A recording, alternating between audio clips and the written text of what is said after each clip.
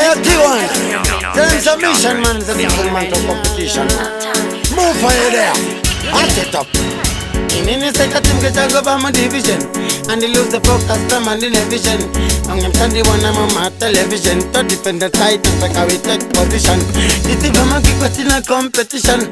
Sakotini wona, gonna go session. The Uzi, and the Tata no it my correction. Over one day one and it a revision.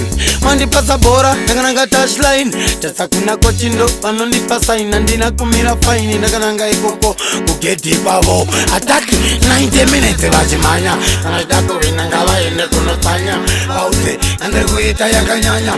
Round race and lyrical family union. 90 minutes, Vajimania. And I start to win and Gala in the Kunotanya. Out there, and the Guita Yakanyanya. Round race and lyrical family union. I in the union. Kupenda niri super sabu. Game yangu kutora kapu. Mwana mambo na soja lafu. Atidise kutamba rafu. Them shoulda know, we are better than them, we are better than them, we tell them, we madder than them, we madder than them, we tell them. Bad man we not afraid, bad man we not care. Show them we are better than them, we tell them. Physically sweet, physically fit, on the street, hit pan top of heat. So you love and I not till. Music for the future, you say 90 minutes, Vajimania. And I start to win and Gava in the Kunotanya. Baute, and the Guita Yakanyanya. Round race and lyrical family union.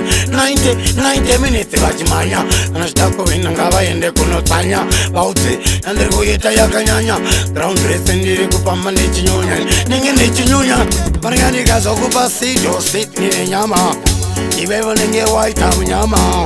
Anokuna kungo kushka ni nyama. Motimbari, Aripelo. Anakumanyisa. Steve Gauno manya, uno pamanya. Steveni Alimendo, Ariguda strike any man in a handle.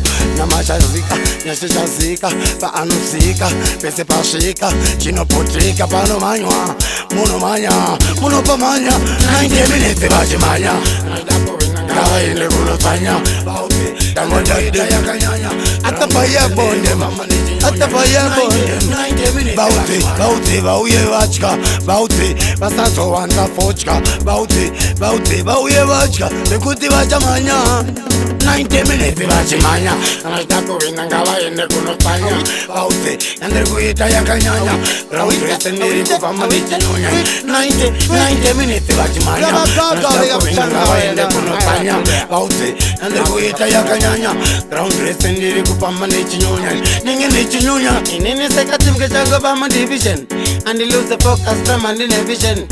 I'm standing one I'm on my television. To defend the title like I will take position. It's even my kick in a competition.